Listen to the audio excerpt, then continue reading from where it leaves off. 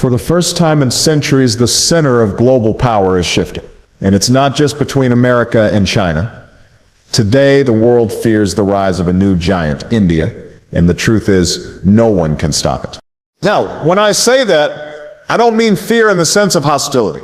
I mean respect. I mean recognition. I mean awareness that something big is happening. If you look around the world, from Washington to Beijing, from Moscow to Brussels, everybody is watching India right now, and they are asking themselves one question: how is this going to change the future of the world order? India today is already the 5th largest economy on earth.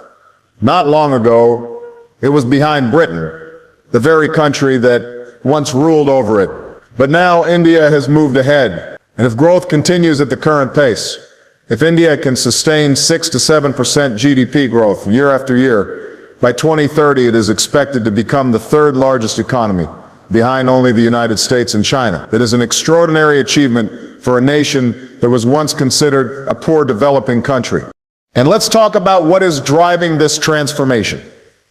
India's IT and service sector has become the brain of the digital world. When you pick up your phone, when a company in America or Europe needs software, there is a good chance that somebody in Bengaluru, or Hyderabad or Pune is behind that code. Giants like Infosys, Wipro, and Tata Consultancy are leading the way. At the same time, manufacturing is beginning to shift.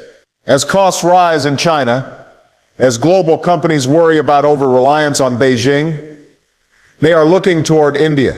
Apple is already moving part of its iPhone production to India.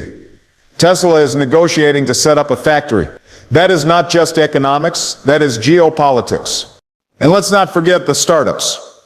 India now has the 3rd largest startup ecosystem in the world, after the US and China. Every year, new unicorns are born in fintech, edtech, healthcare, and green energy. And behind this is a growing middle class, hundreds of millions of people entering the consumer economy, buying cars, smartphones, homes. Global companies cannot ignore that kind of market. Now, numbers are important, but the real story of India is not just in its GDP, it's in its people. India today is the most populous country on earth, with more than 1.43 billion citizens. But here is the real difference. The median age is just 28 years old. Compare that to China or the United States, where the average age is around 38. In Europe, it's even older. That means while the rest of the world is getting old, India is still young. And that youth is not just in numbers, it's in skills. Every year, India produces more than 1.5 million engineers, doctors, scientists, innovators.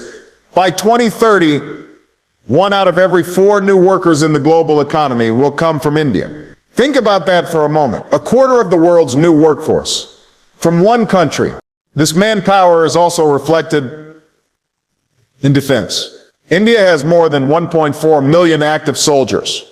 It is the 2nd largest standing army in the world. It has nuclear weapons, it has a growing navy that is projecting power into the Indian Ocean. And it has a space program that has landed near the South Pole of the moon, something only a handful of nations have achieved. But let me remind you, power alone doesn't shape the future. Leadership does. Throughout my own journey, I've learned that nations rise and fall not just because of their numbers or their weapons or even their money, but because of the vision of their leaders and the integrity of their people. That is why I put together a book called The Leadership Blueprint. It's not just for presidents or prime ministers. It's for teachers, entrepreneurs, community leaders, anyone who wants to learn how to build vision, communicate with impact, and lead with integrity. Whether you're in Delhi, Washington, or Nairobi, leadership is the one force that can truly change your destiny. Now, let's talk about diplomacy, because this is where India has surprised the world. When you look at India's foreign policy, it doesn't simply align with one bloc. Instead, it balances with the United States. India is a strategic partner. It is part of the Quad, along with Japan and Australia, working to secure the Indo-Pacific and counter China's growing influence. India has signed defense deals with Washington worth billions of dollars. At the same time, India maintains deep ties with Russia. It buys more than 40% of its military hardware from Moscow. And since the Ukraine war, it has become one of the largest buyers of discounted Russian oil. That has helped keep Russia's economy afloat even as Western sanctions tried to isolate it. And then there is China. Relations are tense. There are border clashes along the Himalayas. There is competition for influence in Asia, in Africa, in the Indian Ocean. But at the same time, China is India's second largest trading partner. That is a complicated relationship, rivalry and partnership in the same breath.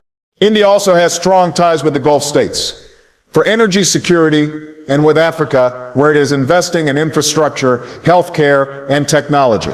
In many African countries, India is seen as a friendlier alternative to China's Belt and Road projects. On the global stage, India is a leader in the G20, in BRICS, and it has long pushed for a permanent seat on the United Nations Security Council. What this means is simple. India has shown it can talk to Washington, Moscow, and Beijing all in the same week. It can balance competing interests without becoming anyone's puppet. And that is what real strategic independence looks like. Now, if we step back and look at the broader picture, we see comparisons. China for decades was the story of unstoppable growth. But today, China faces a slowing economy, massive debt, a property crisis, and an aging population. Its authoritarian model also faces global pushback. India, by contrast, presents itself as a democratic alternative. Messy at times, noisy at times, but still a democracy with free elections, a vibrant press, and an independent judiciary. That gives India a kind of moral weight that China lacks. The United States is still the largest economy and the most powerful military in the world, but it knows it cannot face the challenges of the 21st century alone. Climate change, terrorism, artificial intelligence, supply chains, these are global issues. And so America sees India as a natural partner, not just to balance China, but to help shape the future. Russia, meanwhile, is struggling.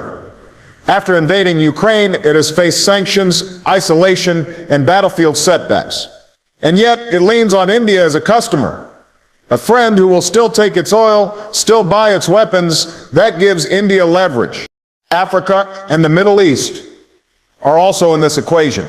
Both regions are rich in resources and young populations. Both are becoming battlegrounds of influence between China and India. The Gulf is critical for India's energy, and Africa is where India is investing in trade, education, and technology.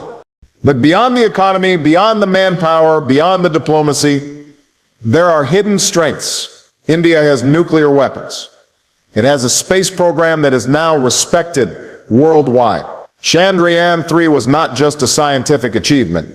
It was a statement that India belongs in the club of space powers.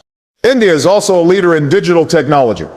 The UPI system, a platform for digital payments, processed more than 11 billion transactions in a single month. That is more than any other country on earth. It shows how India can leapfrog old systems and create its own solutions. In energy, India is investing heavily in renewables.